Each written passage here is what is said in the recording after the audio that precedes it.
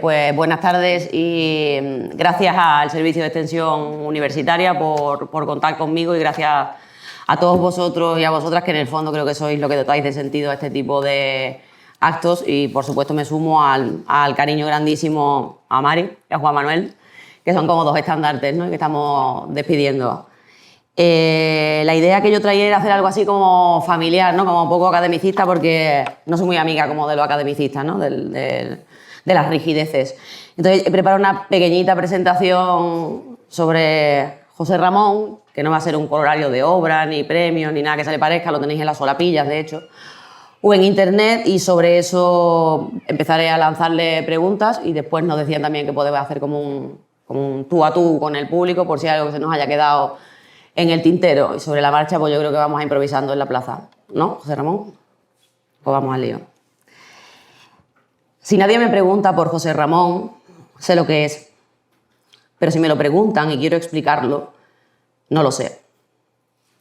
Así arranca su ensayo La música del verbo. O no exactamente. Porque no está San Agustín aquí, ni tampoco Borges y sus paráfrasis. Pero en la idea brilla la potencia de la sentimentalidad por encima de las razones. El corazón por encima de la cabeza. Y desde ahí quería presentarlo yo. José Ramón es mi amigo, y es poeta, y ensayista, y musicólogo, y sobre todo es un ser humano genuino, de esos con los que una se topa pocas veces en la vida y en lo que, por ciertas razones, se reconoce, o toca casa, que diríamos en esta parte del mundo. Las conversaciones con él, los diálogos con él tienden casi siempre hacia arriba, hacia las ideas, y están generalmente plagadas de preguntas. Siempre me pareció eso, por otro lado, un grandísimo síntoma de inteligencia. Para mí él, José Ramón, es esencialmente poeta y esa visión permea toda su producción, incluso aquella que parece enmarcada en un ámbito más academicista. Ensayos, perfiles. La poesía, escribe él, sitúa las palabras en su justo lugar, recupera el significado de los objetos, concede vida a la abstracción, escarba la identidad de los nombres y se revela contra quienes pretenden enfangar el lenguaje. Por eso, refugiarse en el poema no es evasión ni escape ante las situaciones reales, continúa, sino parapetarse tras los baluartes de la palabra para defender la realidad iluminada. Siempre he creído que somos lo que hacemos con las preguntas que no tienen respuestas, pero que sin embargo son preguntas lógicas. Porque desde ahí, desde donde se funda una mirada, una poética, una visión del mundo, un modo de acceder al mundo, desde la pregunta, y de eso José Ramón, ya lo digo, sabe mucho. Si la legibilidad, eso creo yo, del mundo pasa por tres variables, que son el asombro, la risa y el agradecimiento, en Ripoll, con José Ramón, leer el mundo, poder siquiera tocarlo, siempre, casi siempre se vuelve una tarea más grata, sobre todo la parte de la risa, creo yo. Dicho esto, pues marcado un poco su perfil de esta forma, a mí siempre me ha llamado la atención el hecho de no entrar en la biografía, ¿no? o premios, meritocracia de una persona creativa, sea escritor o lo que quiera que sea, sino que me contase un poco cuál era su idilio, ¿no? Como, ¿cuándo empezó tu idilio con la poesía, con la escritura, con la pintura? ¿Y cómo ha cambiado, cómo ha mutado, ¿no? Como nuestras relaciones personales no son las mismas cuando arrancamos una amistad que cuando la continuamos, porque tampoco nosotros somos lo mismo. Y me gustaría arrancar a través del resumen que nos quiera él hacer, o como tenga bien hacerlo, de su relación con las letras, y yo creo que especialmente la poesía, la música y todo lo que se deriva de esto, ¿no? Como cuéntanos un poco tu historia de amor. Bueno, ante todo quiero dar las gracias. Ay, el micro, ¿no? Quiero dar las gracias a la UCA y al Servicio de Extensión Cultural por invitarme a estas presencias literarias, y me supo también a esta despedida de la librería Manuel de Falla, que ha sido uno de los pilares o de las patas de la mesa de la cultura de Cádiz, ¿no? Y bueno, pues es difícil responder a lo que tú me has preguntado porque normalmente se tiene con los años una perspectiva distinta que nunca se acerca uno a la verdad en el momento en que tú empezaste a escribir o a pintar o a mirar de otra manera. Porque yo creo que el tiempo transforma la historia y tendríamos que tener una grabadora in situ a la que acudiéramos para ver qué pasaba en ese tiempo real cuando nosotros empezamos a escribir. Yo creo que empecé a escribir yo lo he contado muchas veces, como todos los jóvenes yo vine a llevarme la vida por delante, como decía el poeta Gil de Viedma, que empecé a escribir mucho antes de conocer esos versos, ¿no?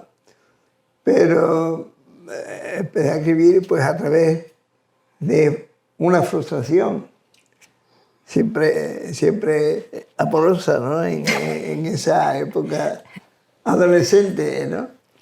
Y en mi caso, pues esa escritura, pues, esa vocación de escribir o esa necesidad de plasmar tus primeros sentimientos en el papel, pues se cruzó con el tema de la música, ¿no? Siempre he contado que mi carrera en la música fue totalmente fortuita. Yo no tenía antecedentes familiares músicos ni nada que se le pareciera, sino una cosa tan casual como que mi abuela, que vivía con nosotros, era muy amiga de la secretaria y de la conserje del Conservatorio de Cádiz cuando estaba en la calle Benjumeda, luego en Santa Inés, y entonces pues yo tenía que ir con mi abuela allí al conservatorio y me colaba porque me aburría mucho de las conversaciones, y me colaba por las salas, en las aulas del Conservatorio de Cádiz. A dar tantas vueltas, estaba en tantos sitios, hasta que empezaba a toquetear los pianos, hasta que un día dijo un profesor de solfeo: pero este niño, ¿qué hace aquí perdiendo el tiempo y tocando el piano? No, este niño, ¿qué? Me cogió de la mano y me metió en clase. Y a partir de ahí, pues empecé a estudiar solfeo, que yo no sabía ni para qué servía, porque esos métodos de enseñanza antiguos era como aprender idiomas, empezando por la gramática, sin saber para qué servía eso, ¿no? Pero así fue como me metí en la música, hasta que empecé a descubrir que tanto la poesía como la música pues eran dos manifestaciones ya no paralelas, sino en mi caso casi complementarias, ¿no? Yo creo que la música me ayudó a entender la poesía desde un modo mucho más rítmico que conceptual, ¿no? Sin, por supuesto, quitarle a las palabras su significado real, ¿no? Su mensaje, ¿no? La música también lo tenía, pero la música, el lenguaje de la música es mucho más abstracto, ¿no? Y así fue como empecé desde pequeñito pues a unir estos dos conceptos como si fueran uno, ¿no? Estas dos disciplinas como si fueran una. Yo he contado muchas veces que de adolescente iba a los conciertos que se celebraban aquí, en el Colegio de Médicos, en la calle Benjumeda, en una asociación que se llamaba Juventudes Musicales, que todavía existe en España. Y aquí venían pues cuartetos de cuerda y sobre todo dúos de canto y piano, ya fuera con soprano, con tenor. Y yo, como estudiaba música, muchas veces me llamaban para que pasara las páginas al pianista, ¿no? E incluso tenía yo ahí mis dudas en la cabeza, ¿no? Porque a veces, más que dudas, era como sueños en la cabeza de que el que tocaba el piano era yo, ¿no? Incluso se me ocurrió, de pronto se me ocurre hacer un cuento que se llame la soledad del pasador de página, ¿no? O el pasador de páginas, ¿no? Bueno, lo que quiero decir es que yo escuchaba canciones francesas y sobre todo líderes alemanes de Schubert, de Schumann, de Wolf, y claro, sabían que era con palabras de Goethe o de Novalis o de Eichendorff, pero no sabía exactamente qué estaban diciendo, ¿no? A qué se referían. Sobre todo cuando yo estaba en el público y no me tocaba pasar las páginas, ¿no? Porque si no tenía que estar más pendiente del piano. Y recuerdo que yo escribía en los programas de bar, ¿no? Escribía algo así como un poema evocativo de esas palabras, tratando de imaginarme lo que decían esos poemas en alemán, esos cantos, por la música, ¿no? Y con el tiempo, claro, pues acudí a traducciones y me llevé la sorpresa de que, no, por supuesto que no vamos a hablar aquí de milagros, pero me llevé la sorpresa de que me aproximaba en el ambiente y en lo que el poeta quería decir, ¿no? Y digo, bueno, pues mira, aquí está hablando de la primavera y yo estoy hablando también de la primavera, ¿no? Aquí está hablando del amor perdido y yo también hablo del amor perdido, ¿no?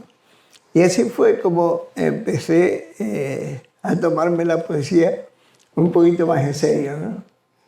Y hasta que con el tiempo yo seguí estudiando música, me fui a Sevilla, luego me fui a Madrid, hice mis pinitos, incluso en la creación musical, en la composición, hice 2 o 3 cositas, pero de pronto me di cuenta de que la poesía me tiraba más, que posiblemente porque me faltaba talento musical, ¿no? O talento desde el punto creativo, ¿no? Pero todo esos aspectos rítmicos, ¿no? Y asuntos musicales y pausas y fraseos, pues me resultó mucho más fácil aplicarla al poema, ¿no? Por eso yo creo que yo no concibo la poesía sin la música. A mí me cuesta mucho trabajo leer, incluso una traducción que no tenga musicalidad, ¿no? Que es mucho, que eso sí que no las encontramos, ¿no? O un poema que realmente coge o rítmicamente falle. No quiere decir que yo tenga que leer sonetos y endecasílabos y hectasílabos y alejandrinos, ¿no? Pero al margen de eso hay una música interna en el poema que eso para mí es fundamental. Y así es como entré en este lío y por eso estoy aquí. Has dicho varias cosas que están como tocando las preguntas y que me interesan personalmente, supongo que a todos los que estamos aquí, porque entronca directamente con el proceso creativo, ¿no? Con la manera en la que nos posicionamos en la realidad o al contrario, donde la realidad casi que nos arroja, ¿no? Y no nos damos cuenta, como el niño José Ramón, que en realidad era pianista, ¿no? Además de bastante de páginas.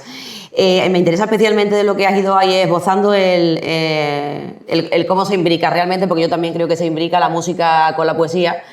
Y bueno, que ya lo dices directamente tú también, ¿no? En un momento determinado tú comentas en tus ensayos, lo has dicho también a nivel personal, que no somos del todo conscientes los creadores de lo que hacemos, ¿no? Que siempre hay como una parcela de vacío, de caída libre, de vértigo, y que precisamente en esa caída, en ese vértigo, en esa dejarse llevar por la intuición es donde realmente aparece lo que podríamos llamar destello, ¿no? O revelación o milagro, o como quiera que sea, ¿no? Entonces, dentro de todo lo que nos has trazado, del pequeño arco que nos has hecho, hasta qué punto tu camino también es un proceso de ida y vuelta de autoconocimiento, ¿no? Hasta qué punto te ha servido la poesía, la música, el otro, ¿no? Como un proceso de descubrimiento más que de búsqueda, ¿no? De lo que quiera que sea. En esa búsqueda el encontrarte con lo que en principio... Hombre, para mí la poesía sobre todo es conocimiento, antes que nada, ¿no? Porque creo que conforme vas escribiendo, vas descubriendo terrenos en los que nunca, de pronto que nunca has pisado, y te lleva a otro tipo de escenarios y de destellos que nunca has sentido, ¿no? No se escribe poemas por el placer de escribirlos, sino de conocerse a sí mismo, ¿no? Y por eso yo me tomo en serio la poesía, y creo que la poesía es una parte importante, muy importante de mí, como lo es de todos los que escribimos, ¿no? Por eso yo a veces me pregunto, y yo soy bueno, me pregunto, nos preguntamos, porque también yo caigo en ese defecto de no leer a los demás, ¿no? Para descubrir lo que hay en el fondo de su cabeza o de su corazón, ¿no? Parece que nos dedicamos a la poesía como el que se dedica a repartir leche, ¿no? O a dar clases, ¿no? Con todo el respeto por todas las profesiones, por supuesto, ¿no? Pero es que la poesía no es una profesión, pues es algo más, ¿no? Como el arte, la música también. Es algo que te descubre cosas a ti mismo, pero descubre también, yo creo que un mundo a los demás, ¿no? Y conforme pasan los años, que parece que ya uno se conoce y ya tiene eso que se llama estilo, así entre comillas, parece que uno va indagando en ese terreno, bueno, para regodearse, ¿no? Y no es eso, uno va indagando en ese terreno porque has marcado tu camino, y conforme vas escribiendo poema, te vas descubriendo mucho más a ti mismo, y te vas descubriendo terrenos que nunca has pisado, ¿no? Incluso terrenos peligrosos, ¿no? Porque yo creo que la poesía es verdad, es una verdad. El poeta, o sea, el poeta no es que tenga que ser verosímil en el poema, sino tiene que decir su propia verdad. No es que esta verdad sea la verdad objetiva, sino como decía Octavio Paz con respecto a Cernuda, que lo que le gustaba es que era un hombre que buscaba su verdad. No la verdad con mayúsculas, sino su verdad.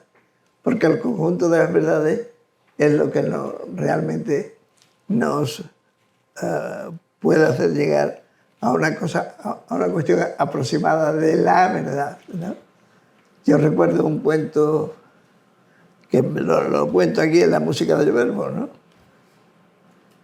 Que había unos sabios hindúes, unos sabios ciegos hindúes, que no sabían lo que era, es un cuento muy antiguo, no sabían lo que era un elefante porque no habían visto el elefante nunca. Y entonces lo meten en un establo para enseñarles lo que es una especie de hangar, porque un elefante en un establo no cabe. Y entonces uno le toca la trompa, ¿no? Y de pronto le parece que es una serpiente muy larga. Otro le toca las piernas y parece que es un templo de columnas salomónicas. El otro le toca las orejas y parece 2 hojas de loto, ¿no? Y el otro el rabo, y parece pues como un hilo interminable que lo lleva a un laberinto. Y se ponen a discutir entre los ciegos sobre qué era el elefante, ¿no? Entonces poco a poco se van poniendo de acuerdo hasta que descubren una verdad aproximativa a lo que era el elefante, porque por supuesto, porque seguramente el elefante, hablando figurativamente, el elefante no existe, ¿no? Pero sin embargo entre todos hacemos una realidad, ¿no? Y yo creo que la poesía es eso, es tratar de transmitir tu verdad más intrínseca, ¿no? Y por supuesto traspasar ese umbral que es difícil a veces, ¿no? Y es lo que distingue a los buenos poetas de los que no lo son, traspasar el umbral de la realidad a ese mundo desconocido que no sabes si va a dar al abismo y te vas a caer de pronto o vas a poder ver el cielo con todas las estrellas en la noche más inmensa, ¿no? Como lo vio San Juan de la Cruz, por ejemplo, ¿no? Entre otros. Estamos tratando de ser concretos porque yo cuando nos pusimos así en contacto para decir, oye, ¿de qué hablamos? ¿Qué hacemos? Y me dijo, María, como te has vuelto loca, ¿no? Es decir, ¿esto qué tipo de preguntas son? Yo estoy tratando de concretar lo más posible, pero me van surgiendo preguntas sobre preguntas a través de lo que él dice. Por ejemplo, lo que, y entroncando con su primera parte porque no me quiero salir de lo que es su camino creativo, ¿no? En el fondo, lo que es él, que para eso estamos hoy aquí. Hablabas hace un momento del umbral de la realidad, ¿no? De esa suerte de proceso de autoconocimiento que resulta, en la que debe resultar cualquier actividad artística. Pero hay también como una suerte a su vez de abandono, ¿no? Que es lo que tú decías, el hecho de cruzar ese umbral creativo cuando nosotros sentimos el vértigo, nos acercamos a una verdad, que también puede ser una verdad religiosa, una verdad en torno a lo que somos o cómo nos concebimos, ¿no? Va asociado, normalmente aparejado a una suerte de abandono, que entronca también con lo que decías de los milagros, ¿no? Una renuncia de la propia identidad que yo creo que todos experimentamos a medida que vamos madurando, ¿no? De jóvenes o adolescentes, que va a sonar como muy de personas viejunas, como que tenemos todas las cosas muy claras, ¿no? Y yo soy así y punto. Y a medida que vamos creciendo, creo que vamos viendo con más amor nuestras propias lagunas, ¿no? Lo que no somos más que lo que somos, ¿no? O vemos con más honestidad nuestras dudas, nuestras fisuras. Entonces, dentro del proceso creativo yo tenía aquí una pregunta porque en el fondo entronca con lo que decía él y que a su vez quiero relacionar con la música, que no la quiero dejar de lado porque también escribo y porque Schiller, que es lo que lo comentaba con él decía que él accedía al poema por una suerte de recuerdo musical, ¿no? Era como me posee una melodía y sobre esa melodía yo voy como rellenando, dejando caer las palabras, ¿no? Y él también habla un poco de eso, hemos hablado en muchas ocasiones de, bueno, esto es explicable a nivel lógico, el que me posea desde niño una melodía sin ser música ni entender siquiera este lenguaje o lo que decían, ¿no? Cuando miraba los textos en alemán, casi que entendía, ¿no? La semántica sin comprender el lenguaje, ¿no? Entonces, en todos estos pasos de cómo se salta el umbral, ¿cuánta renuncia del yo, José Ramón Ripoll, debe haber para que uno acceda a cierta verdad poética, vital? Y cómo en el fondo la música nos acerca a ese estado que es un poco meditativo, ¿no? Como de abandono de sí, de darnos menos importancia, ¿no? El pasar del yo soy al a lo mejor no soy. Sí. Esa pregunta es muy elevada. De pronto, en el fondo uno es mucho más sencillo, ¿no? Lo que pasa es que lo que has dicho de la música, a mí me sigue ocurriendo eso, ¿no? Que de pronto me viene un verso a la cabeza que aparentemente no tiene sentido. Me acuerdo uno que está en la lengua de nosotros, que dice, arde la vela vanidosa. Y eso lo soñé. Me acuerdo que me desperté a las 4 de la mañana, digo, arde la vela vanidosa. Y era una aliteración ahí, digo, ¿y qué querrá decir esto? No, arde la vela vanidosa, ¿no? Y era una cosa mucho más musical que conceptual, ¿no? Y luego me pasé varios días tratando de continuar ese poema. ¿Y cómo lo hago? Pero si yo no sé realmente lo que quiere decir esto, ¿no? Y es verdad que tuve un procedimiento musical con ese poema, ¿no? Recuerdo que lo he hecho con varios, ¿no? Y que a veces cuando tocaba. Ahora ya no puedo tocar porque bueno, nunca he sido concertista ni mucho, ni nada que se le parezca. Pero siempre he toqueteado el piano y ahora por un Dupuytren que tengo, hace años que no lo toco. Pero me acuerdo que improvisaba sobre ese verso, ¿no? Y el verso siguiente, y a lo mejor el primer cuarteto, y entonces eso ya me daba me revelaba un espacio sonoro que yo empezaba pues a improvisar unas armonías, ¿no?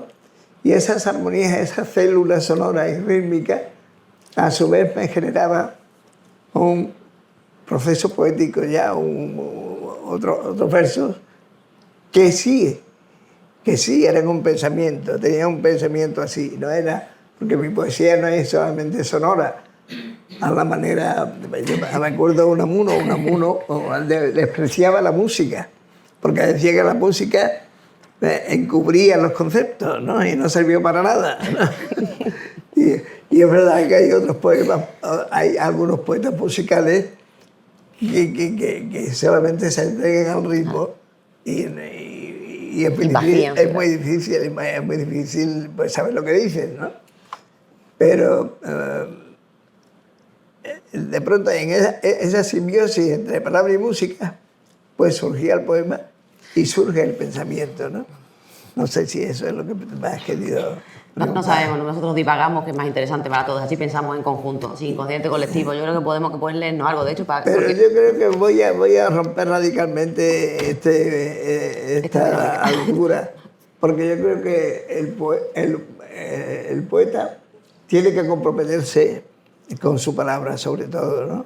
Sí. Y con lo que estábamos hablando, con su verdad, ¿no? Y esto que estamos hablando no quiere decir que el poeta tenga que comprometerse solamente con su mundo, sino con el mundo que está viviendo, ¿no? Como han hecho los poetas. Por ejemplo, yo defiendo la poesía social y me parece que en la poesía social hay muy buenos poemas, ¿no? Es inseparable, casi, ¿no? Muy buenos poemas. Y voy a leer un poema que no tiene mucho que ver con mi estilo, pero voy a empezar por esto porque yo creo que, aunque fue escrito en 1800, en el 2008, en el bicentenario de la Revolución Francesa, porque me encargaron una cantata para Hurricane, para el Festival de Granada. Hice este poema inspirado en un cuadro de Goya. La cantata se llama Desastres de la Guerra, y está inspirado en Desastres de la Guerra. Y este poema se llama Estragos de la Guerra, inspirado en un aguafuerte que se ve que, bueno, es un cuadro, es un grabado absolutamente moderno, ¿no? Expresionista, está hecho en el siglo XIX por Goya, y se ve pues toda una casa derruida, con las sillas, con la cama, con la lámpara, con tal, después de un bombardeo, ¿no? Y escribí esto, que creo que viene muy bien en estos momentos.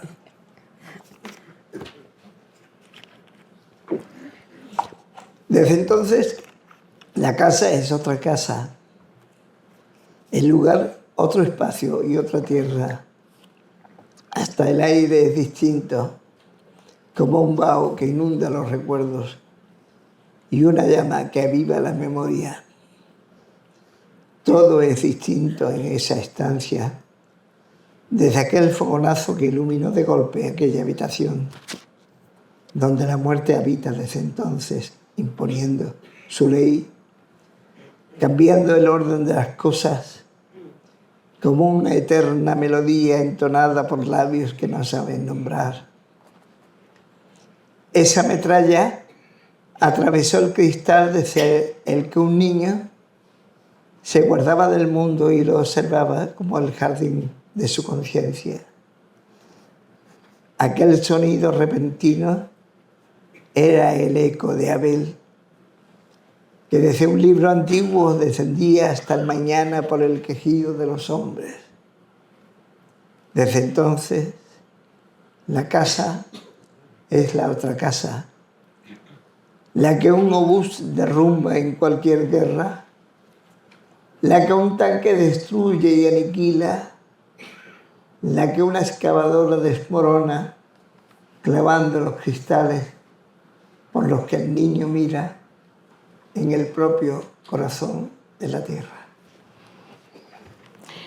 Sí, señor, supongo que muchos de los que estamos aquí hemos leído, conocemos, ¿no?, el arco vital, visual de José Ramón, y yo creo que incluso en lo que él llama su poesía más, bueno, tiene una visión más sociológica o más comprometida, ¿no?, como nos acaba de decir, yo creo que hay rastos y mucho de una pulsión existencial, mística, religiosa, tendente hacia lo que es alto, ¿no?, incluso por toda la carga simbólica que va desplegando dentro del propio poema. De hecho, otra de las cosas que estuvimos comentando y que a mí me parece casi de lo más interesante en él, como escritor y como persona, por ambos flancos, es como permea toda la mística, toda la visión que está fuera precisamente de las visiones siglo XXI y egoicas, ¿no?, en la que parece que somos el axis mundi de todo, ¿no?, la mística, la teosofía, ¿no?, que viene de mucho antes, los románticos, ¿no?, los idealistas alemanes.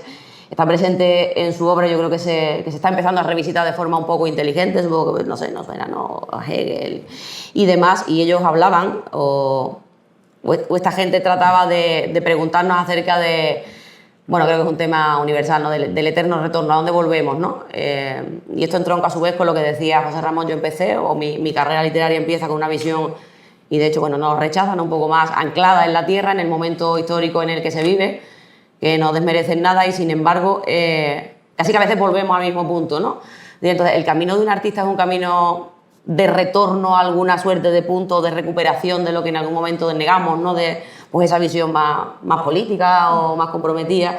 Es un camino circular en el fondo, así al modo de la tradición clásica, la vida artística o tu vida como artista, más bien.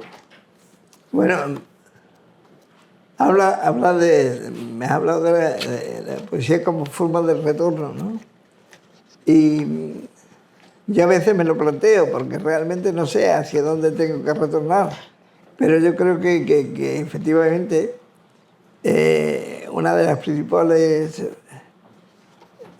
funciones del poema es la recuperación de su propio eco, de su propio lenguaje, ¿no?, de aquella palabra que ha perdido significado primigenio, ¿no? Decir paz a la paz y guerra a la guerra, y de pronto pues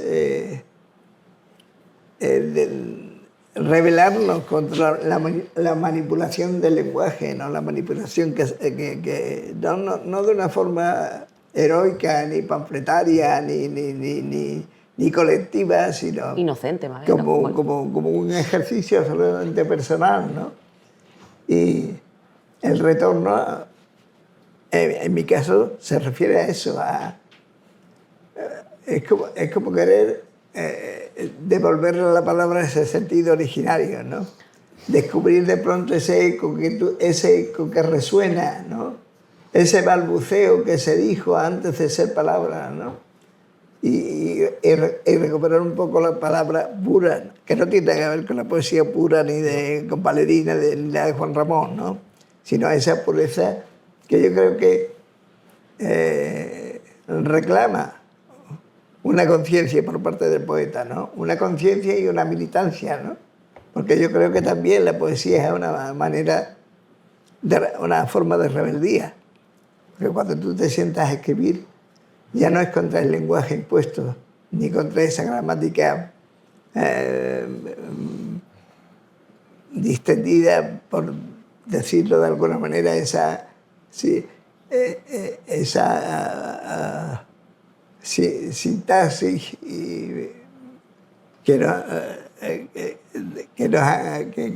a la que estamos acostumbrados y digamos, periodística, con todo el respeto para la profesión periodista, de alguna manera rebelarse contra ese lenguaje chato, ese lenguaje plano, ese lenguaje manipulado, ¿no?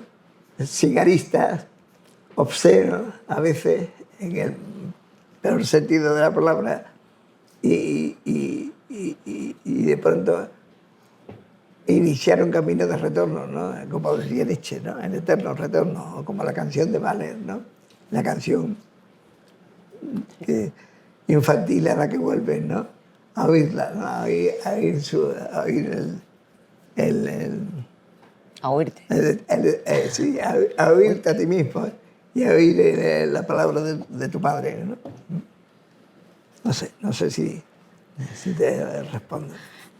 Yo creo que pues leernos algo así como para ir entremezclando diferentes periodos, ¿no? Y vamos poniendo sobre la mesa. ¿Te parece? Que lea.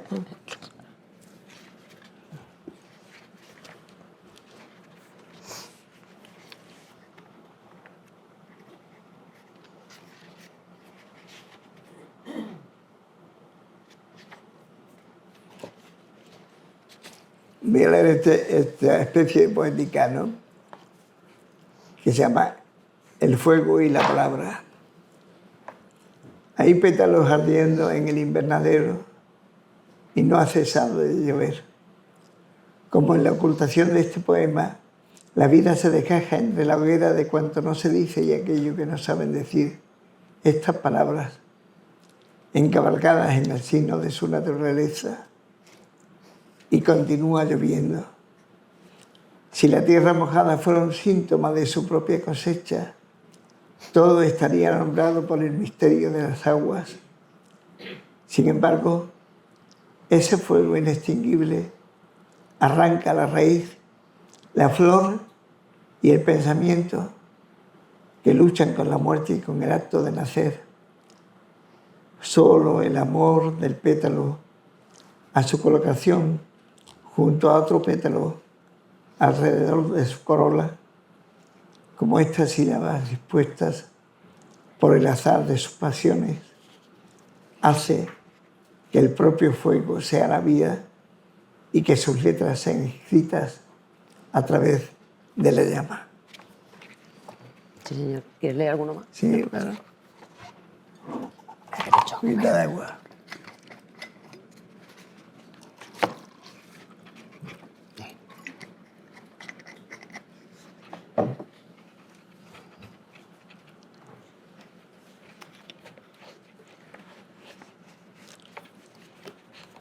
Este poema está en la lengua de los odros.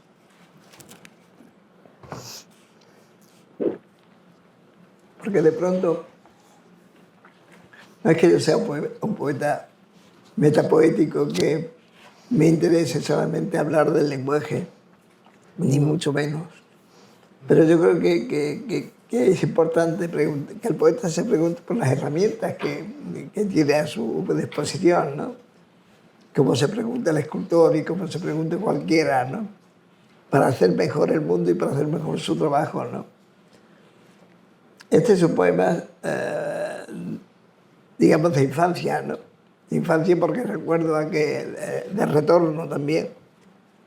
Recuerdo ese momento que ya no es el mismo tampoco, porque ahora las gaviotas están por todas partes. Pero cuando yo era pequeño y que vivía en el centro de Cádiz, antes de irme, por supuesto, mucho antes de irme a Madrid, a Sevilla, era yo un chiquillo, pues me impresionaba cuando venían las gaviotas a la azotea y se posaban allí, porque era, claro, eso era, anunciaban ya el mal tiempo, ¿no? Pero ahora ya están, el verano y el invierno ya están por todas partes, ¿no? Pero antes no se veían en Cádiz gaviotas más que cuando hacía mal tiempo, ¿no? Y yo me acuerdo que me asomaba porque vivíamos en la calle Colmena, en un piso al lado de la azotea, y me asomaba por la ventana. Y llegan las gaviotas, surgen del difuso horizonte que satisfa desde las azoteas. Una línea borrosa que separa las nubes de las aguas, como una cicatriz que esconde tras su trazo el dolor de la herida. Vienen de aquel lugar que ya he soñado antes de estar aquí, de una estación inmóvil donde siempre es ahora, y un verbo inconjugable reina sin tiempo ni compás. En su vuelo dibujan un axioma, el germen de mi propio pensamiento antes de mi existir.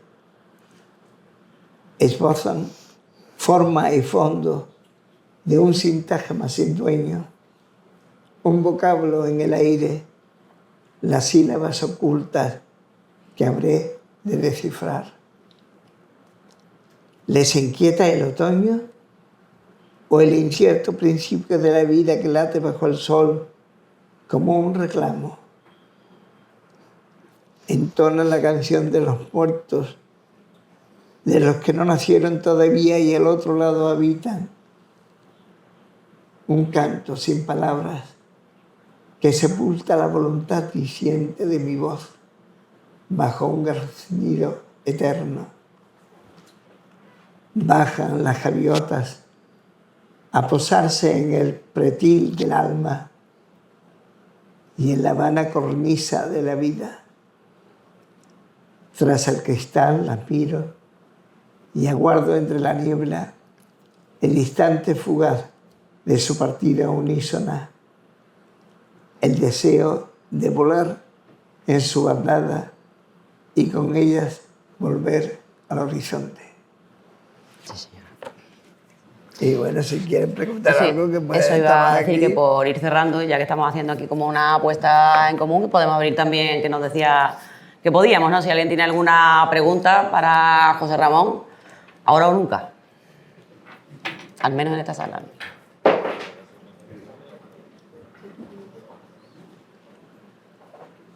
Parece que está todo claro, ¿no? Parece que está todo claro. Pues yo no tengo nada claro. Esa es la verdad. Nada.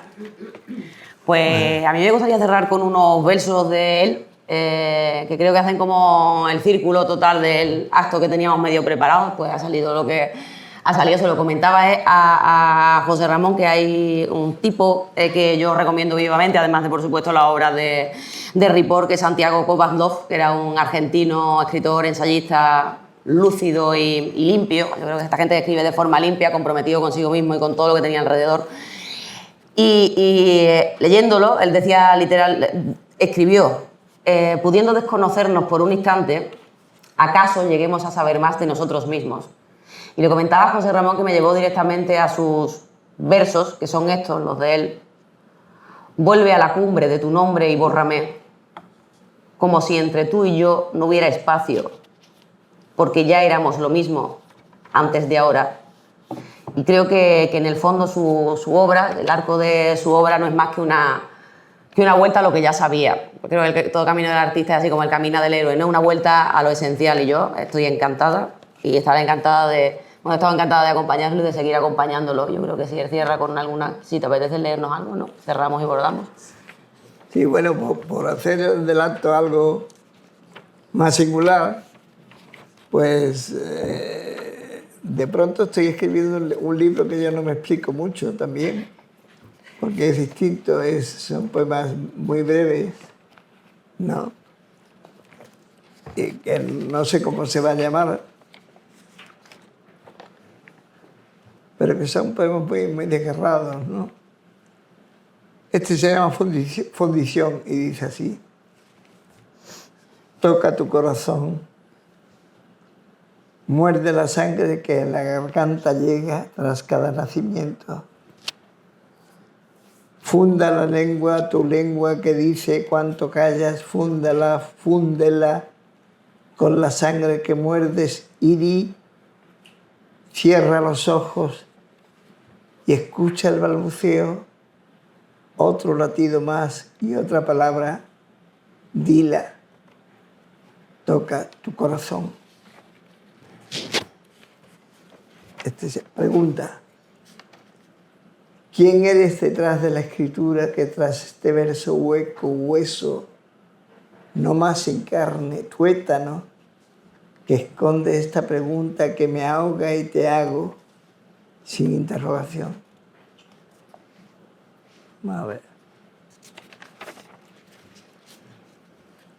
Esa música, esa sonoridad, la que brota cuando nombras y dices, la que fluye al par de la escritura, la que respira sola y transforma la palabra en aire, ritmo naciente, sin compás aún, esa música ya, la que te envuelve en el silencio previo a su primera vibración y te traslada al centro del escrito, principio celular del pensamiento, más que tú, más que nadie, esa música eres. Verbo azul. Dices agua y todo mar se vuelve un verbo azul con blancas conjugaciones rumorosas, donde tú, yo, nosotros, ellos somos, barcas en rombo, velas a la deriva que azota el viento, pronombres sin amarras que se cruzan, distantes entre sí, sin solución ni auxilio. Dices agua y el mar anega el tiempo, la habitación, el sueño que te sueña y desvela para escribir el testimonio de tu propio naufragio. Y ahora, para terminar, voy a leer que esto no lo he hecho nunca.